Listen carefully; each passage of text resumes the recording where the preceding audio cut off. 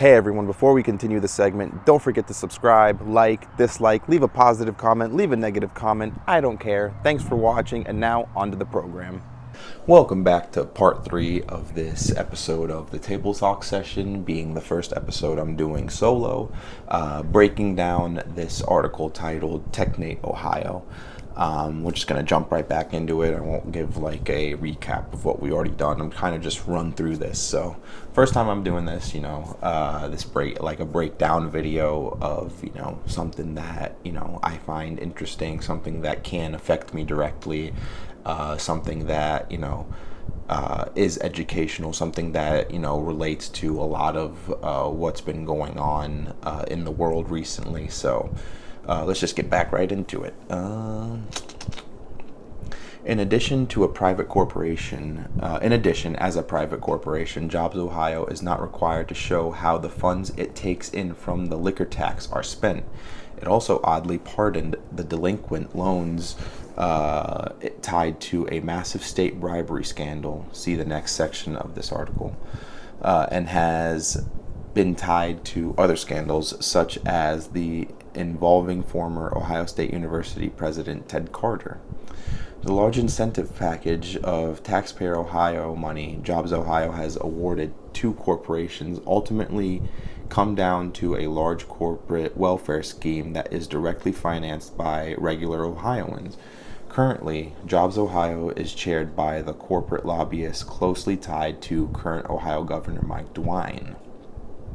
The problem with JobsOhio were scrutiny summarized by the Ohio Capital Journal, which noted that shortly after JobsOhio was created, and in quotes, the group Progress Ohio immediately sued, claiming that the JobsOhio scheme violated several provisions in the state constitution, prohibiting the state government from giving special treatment to a single corporation, including by extending credit to it. The Ohio Supreme Court threw out the suit, saying those who brought it didn't have standing to sue because they didn't show that they were personally harmed by the creation of JobsOhio. In a dissent, then Justice Bill O'Neill was appalled.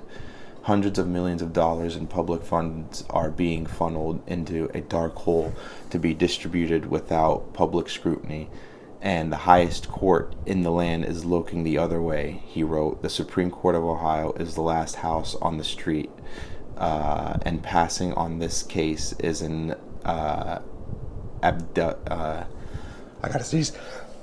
Excuse me. Excuse me.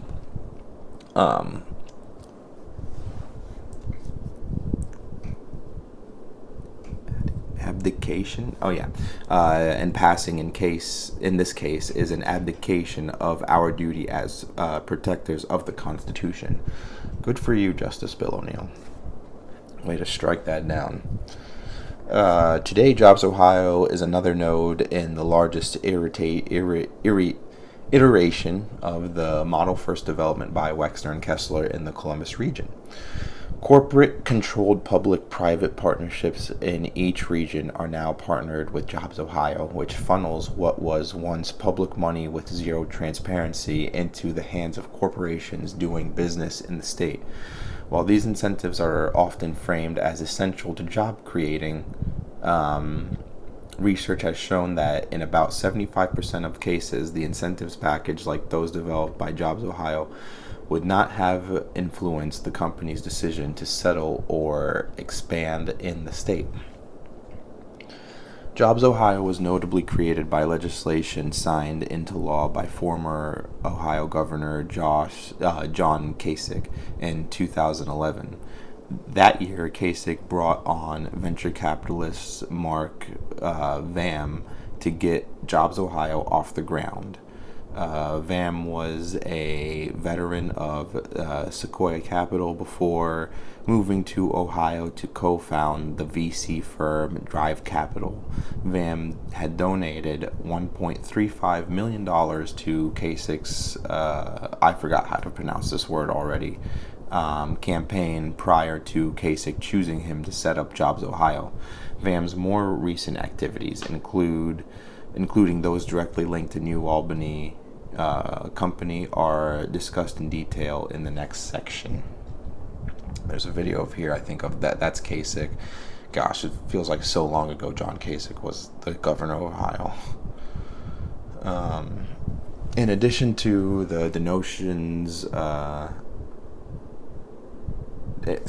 in addition to the donations from Kvamme, the coffers of many of Kasich's political campaigns, as well as those of the state's Republican Party, have long been filled by Wexner, who have historically been the main political donor in the state for right-leaning politicians.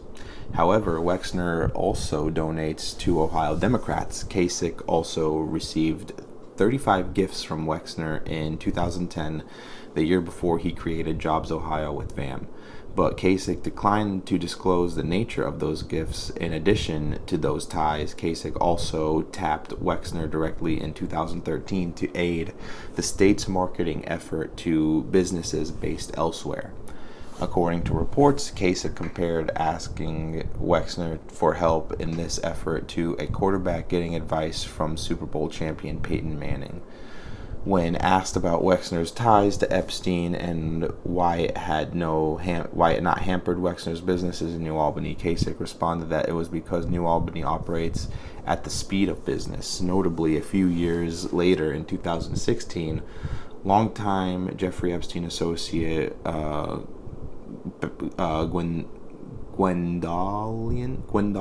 is that how you say that name? Gwendolyn Beck, emailed Epstein about joining Kasich's campaign as an advisor for a committee on aging. This clearly suggests that Epstein at the time had direct line to Kasich's campaign that year. Interesting. It is also important to note that while JobsOhio rakes in billions in what was once Ohio public funds, and while Wexner greatly influences public spending on economic development, Ohio has been forced to drastically cut funding from public schools, libraries, public funded healthcare programs, and much more. Furthermore, many of the companies enticed to the state, and the Columbus region in particular, are data centers, which have also been raising electricity costs across the state. They've also been linked to serious health issues. While JobsOhio would argue that those data centers create jobs, the vast majority of the jobs they do create are temporary, as they are construction jobs that predictably disappear once the data center is built. Public outrage against data centers have grown in the state as well, with the state legislature returning voting to end some of the state subsidies that helped Wexner's New Albany and other areas in the state court them. Despite this legislation passing, Mike DeWine recently used a line item to veto quietly allow those subsidies to continue. Of course, because I'm sure you're getting a lot of money from them, Mike. This next section is called Innovative Ohio and the OHIO Fund.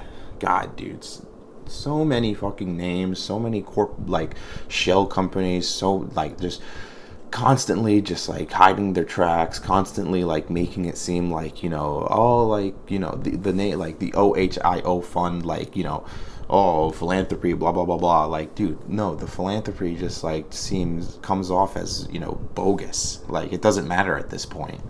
That's just from me reading this, and obviously we can get into a whole other Table Talks episode of philanthropies and which philanthropies are actually doing good in the world and which ones are total scams and total shams and total just black market operations taking place. It's so messed up.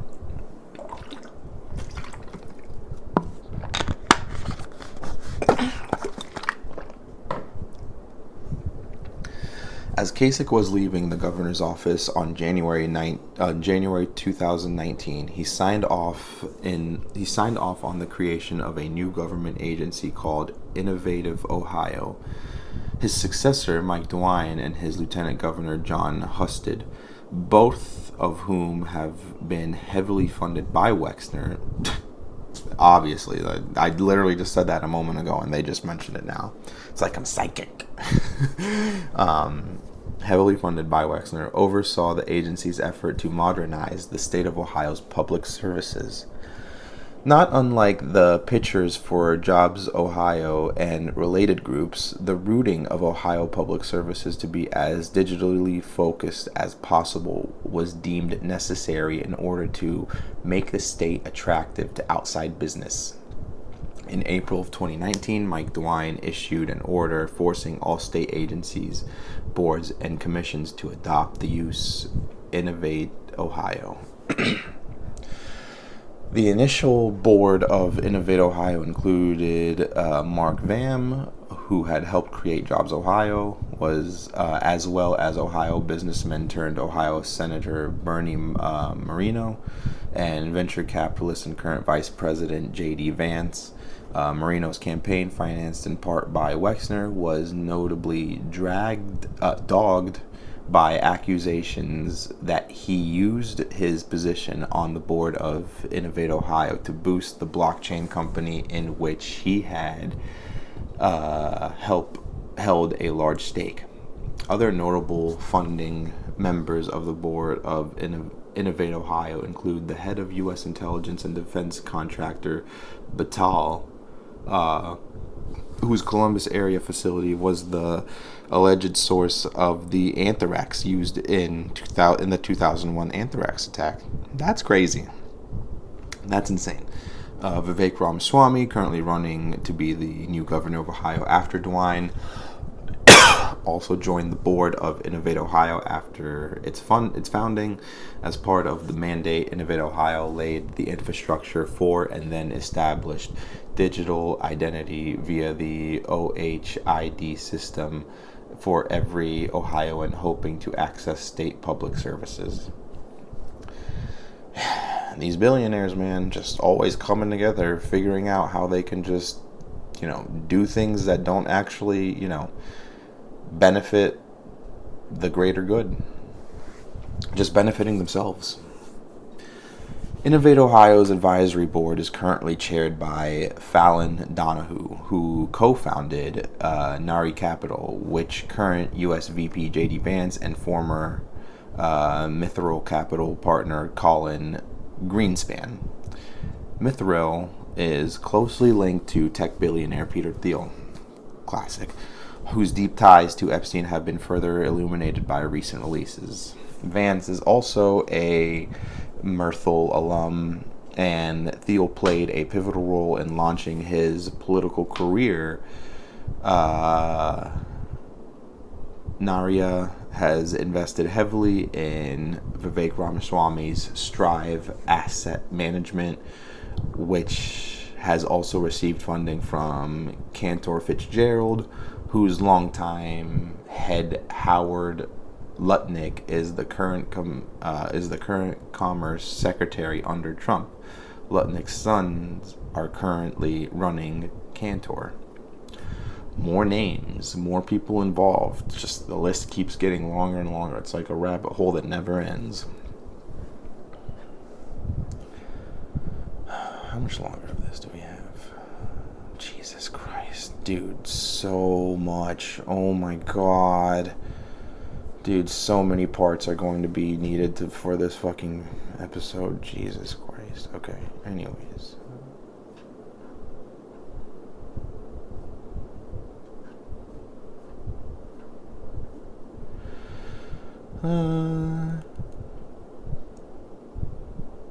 As previously noted, venture capitalist Mark Kvamme was central not only to the creation of JobsOhio, but also to the early years of Innovate Ohio.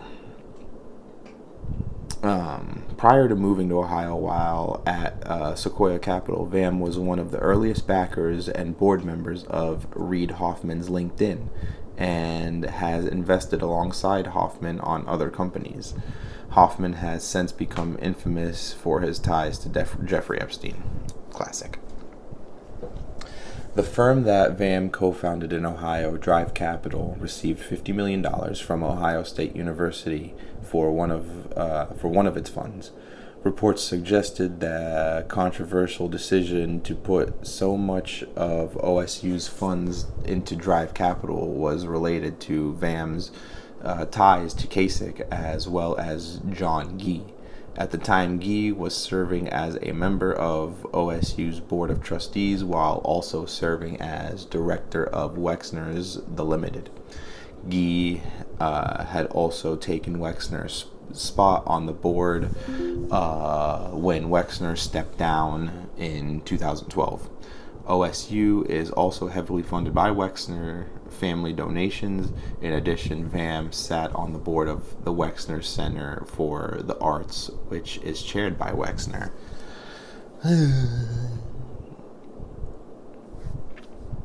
Kvamme has since developed what he refers to as Ohio's own sovereign wealth fund, modeled after Singapore's state-owned investment company Temasek. That fund, called the OHIO, Ohio High Growth Investment Opportunities Fund, has raised hundreds of millions of dollars from Ohio-based investors whose identities have not been disclosed by the fund. The fund does not have an advisory board of several prominent Ohio businessmen. The fund does have an advisory board of several prominent Ohio businessmen, each from a major Ohio city. Notably, the businessman chosen by the fund to represent Columbus is Alex Fisher, the former CEO and president of the Wexner Found Club Partnership, who is currently a partner at Wexner's New Albany Company.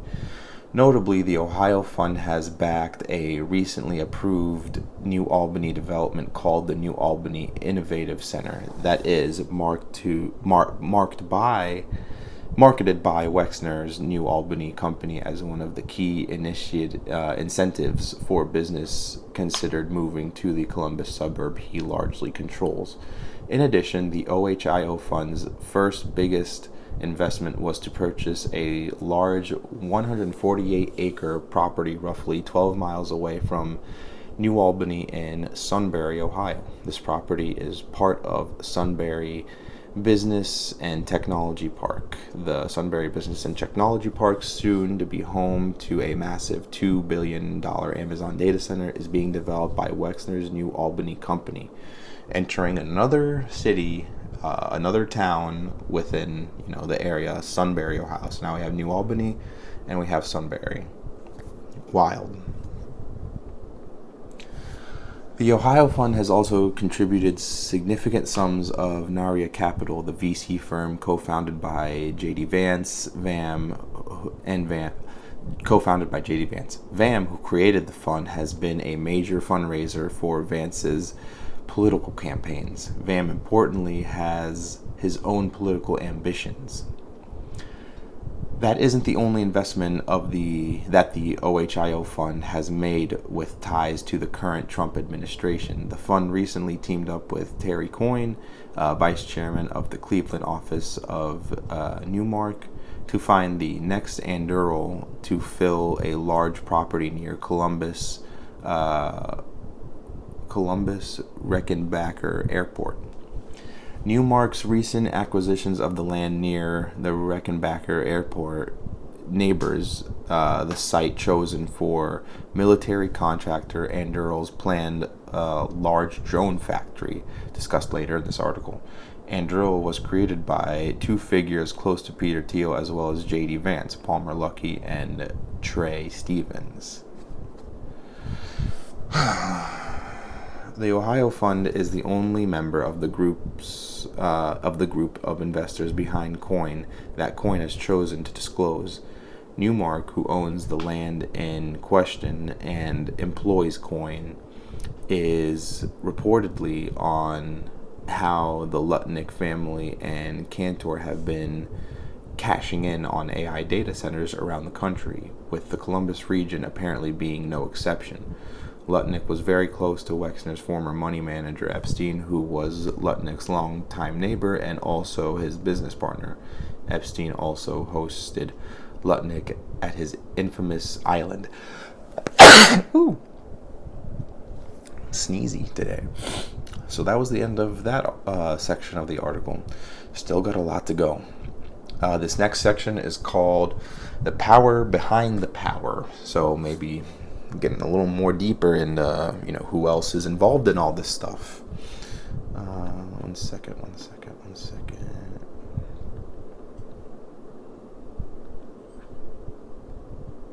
Okay.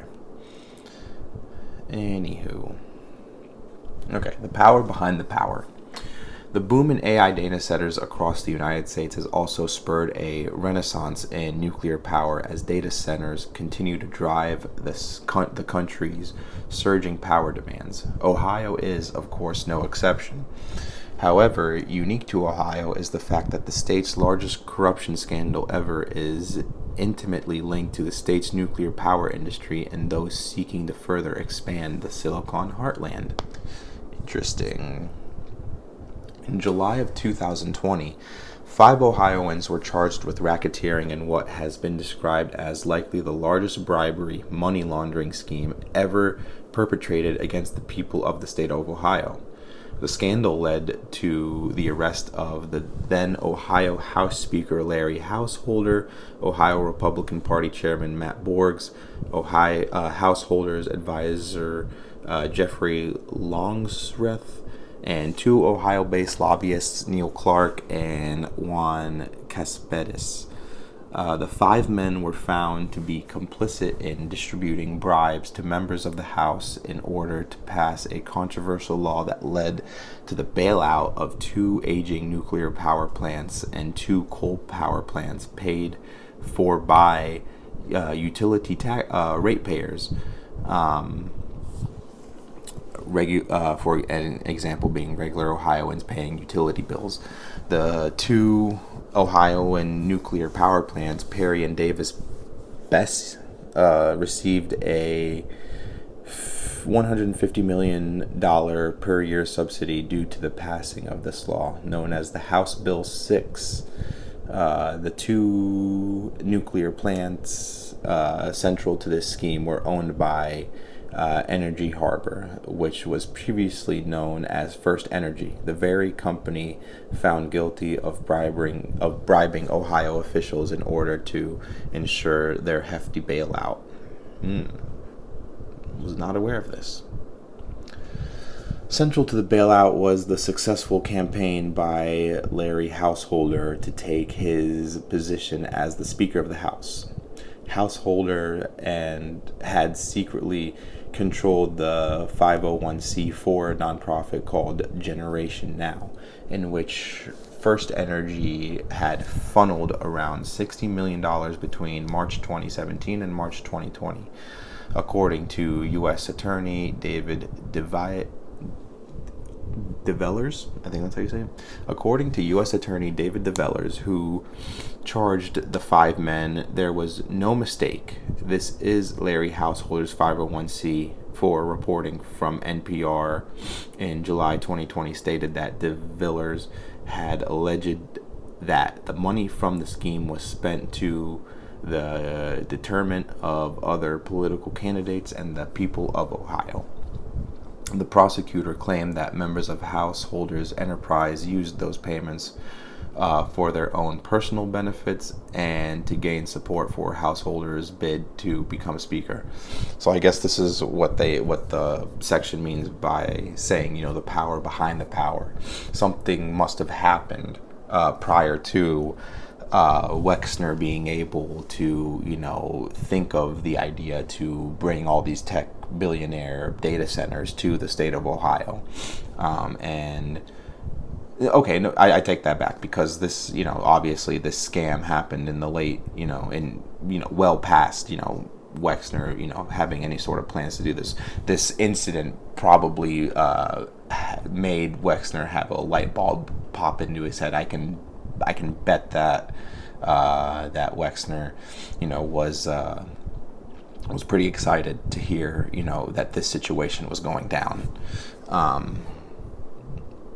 According to the complaint filed in July of 2020 during the spring and fall of 2018, the enterprise Generation Now spent millions in company spent millions in Company A, First Energy, money to support the House candidates involved in primary and general elections, whom the enterprise believed both would vote for Householder as Speaker and ultimately would follow his lead as Speaker and vote for bailout legislation benefiting Energy First. The company has notably announced it was closing nuclear plants and declaring bankruptcy shortly before in March of 2018. In exchange for these payments, Householder and his co-conspirators helped pass House Bill 6. They also subsequently defeated a ballot initiative to strike down the law after its successful passing. The complaint confirms that Householder-backed candidates that had received money from the First Energy via Householders Generation Now organization helped elect Householder, who introduced the bill just 3 months into his term. As a result of the legislation, First Energy's $60 million racketeering scheme went on to be worth $1.3 billion. The aforementioned JobsOhio had lent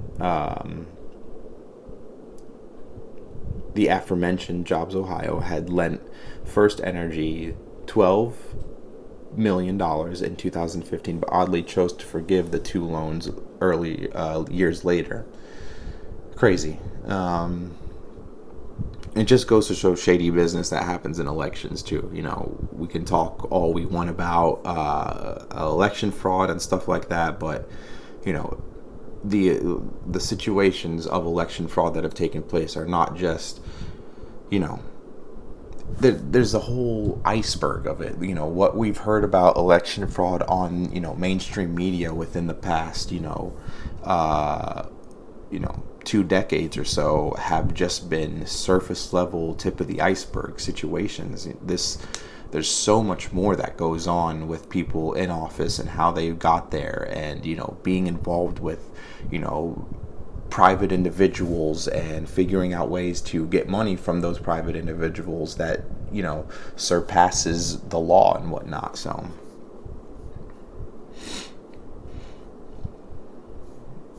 as noted above, First Energy sent regular payments to Householder's secret company, Generation Now, beginning in March of 2017. These payments began just a few months after Householder had accompanied First Energy employees on their company jet. The payments from First Energy to Householder increased after the House Bill 6 was introduced, including an $8 million wire to Generation Now in May of 2019. This money was apparently used to help manufacture consent for the bailout via mailers and advertising, in addition to their own personal enrichment and benefit. The bill was passed by a 51-38 vote and promptly signed by Ohio Governor Mike DeWine when a campaign was organized to overturn the law via a ballot initiative. First Energy wired Generation Now an additional $38 million between July and October of 2019. Wild. Over the course of this 3-year period, First Energy spent $60 million to essentially purchase the billion-dollar bailout. State prosecutors described this payment as akin to bags of cash. Unlike campaign or PAC contributions, they were not regulated, not reported, not subject to public scrutiny, and the enterprise freely spent the bribe payments to further the enterprise's political interests and to enrich themselves. While certainly a notable story unto itself, with numerous implications for the state's booming data center industry, there are multiple connections between the parties involved to the decades-old effort by Epstein and Wexner to build out New Albany, Ohio. Here we go. Neil Clark, a longtime lobbyist in Ohio and one of those charged with racketeering in 2020, was an essential figure within the scheme. During conversations with Householder, which were recorded by the FBI, Clark self-described himself as a Householder proxy, as householders' proxy, and also claimed that the dark money at their disposal was unlimited. Clark was also recorded saying that we call Company A, First Energy, the bank. They can fund these things for 20 years if they want. They've got too much money, too much power. In 1999, Clark formed State Street Consultants, an Ohio-based powerhouse lobbying firm with former Ohio Democratic Party Chairman Paul Tips. The firm grew into the largest government affair consulting firm in Ohio, but not before both Tips and Clark had spent years lobbying on behalf of Wexner's Limited Brands and the Epstein-Wexner-run New Albany Company.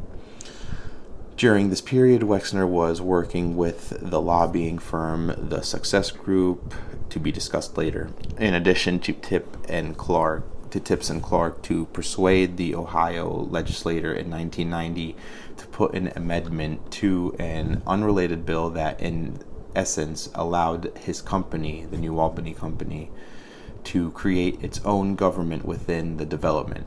The change enabled the private government to tax new residents, issue bonds, and essentially control almost all the area.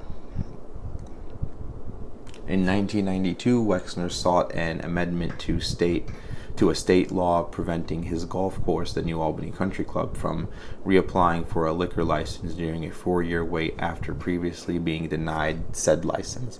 Clark, alongside his future partner Tips, represented Wexner's attempt to circumnavigate this long wait, with Clark noting he provided the services pro bono. As a charter member of Wexner's club, Clark expressed that he might like to have a cocktail after I play 18 holes of crappy golf. The same year, Clark and Wexner co-hosted a controversial fundraiser for then-President George H.W. Bush's re-election campaign, as well as Ohio House Republican campaigns. In 2021, shortly before he was due to arrive in court in relation to the HB 6, the House Bill 6 scandal, Clark revealed he was working on a tell-all book of stories from his decades-long career as a lobbyist, according to reporting from Fox. Clark furthered that he wanted to set the record straight about what I did during my 40 years in the State House, and that he says things that people are going to be shocked about.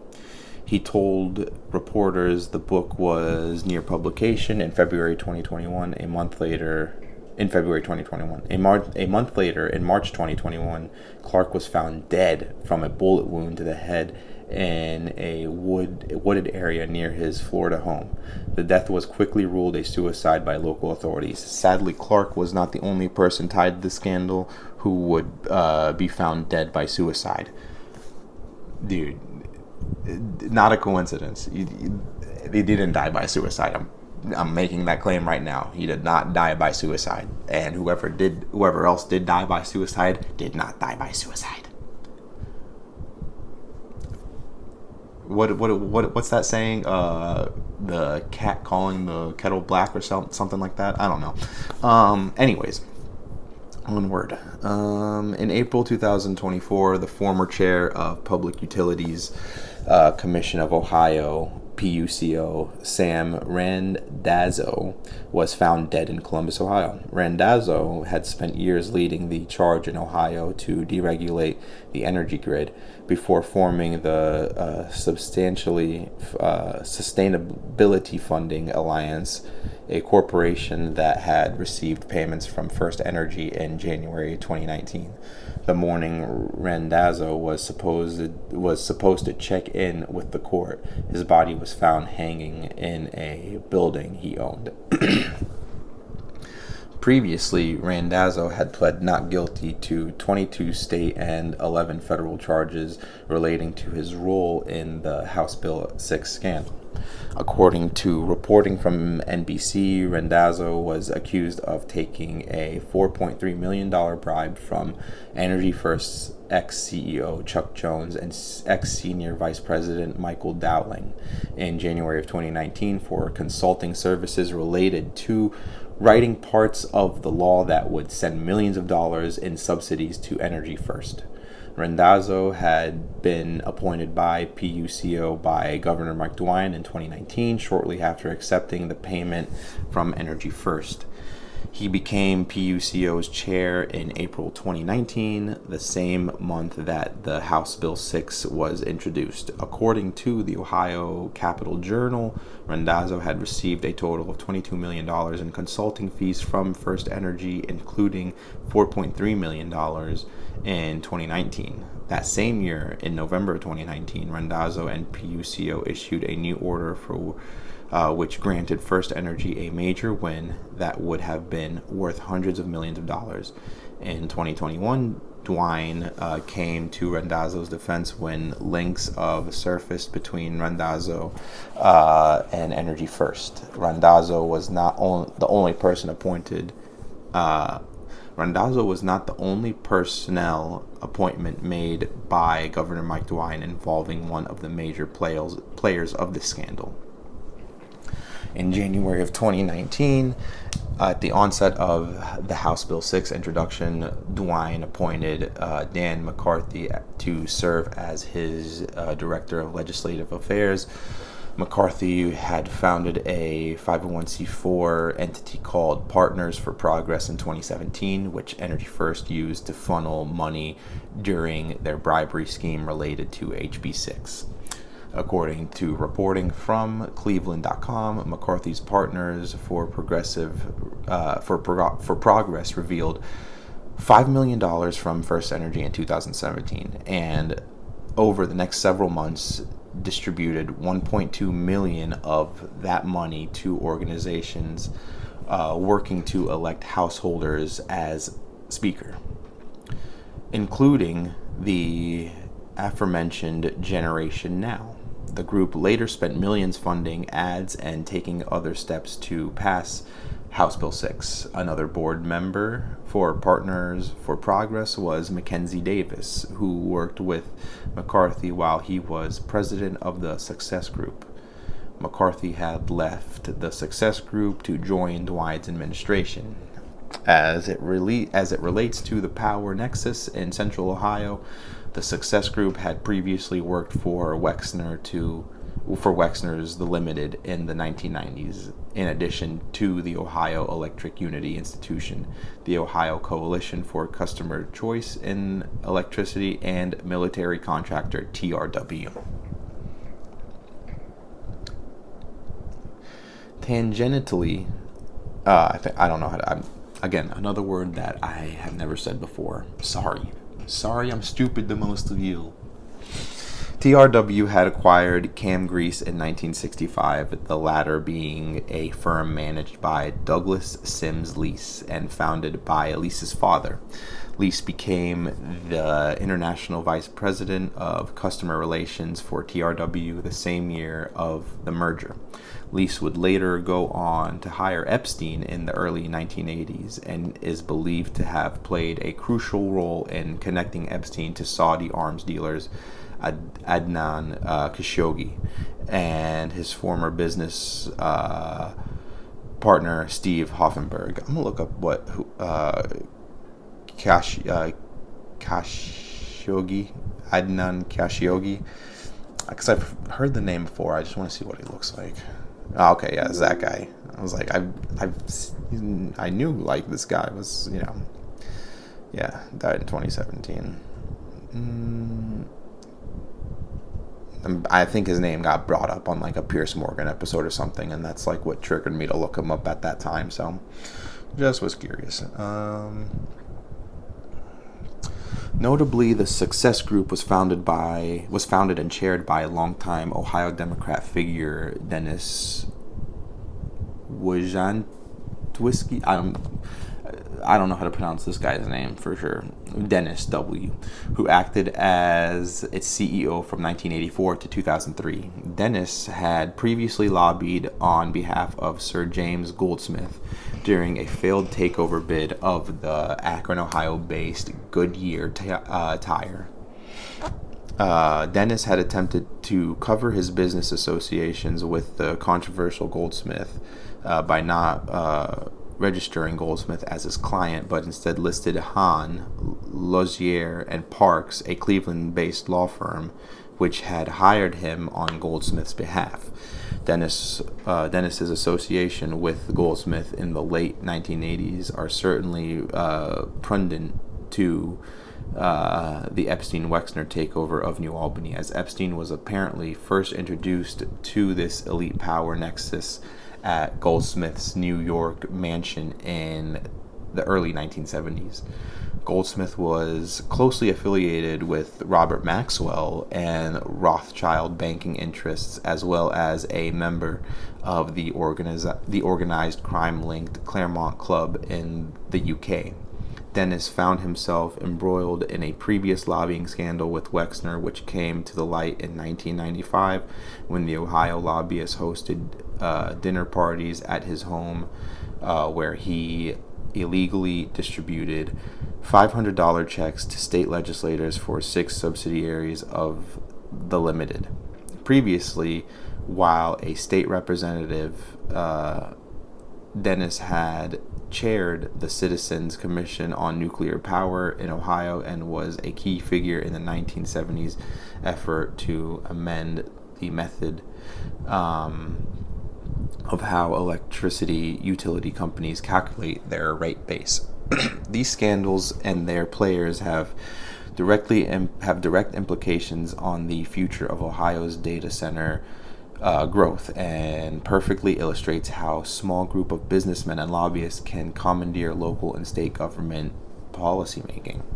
The power behind the power. It's crazy. So many more names, so many more companies that, tie into this whole, situation.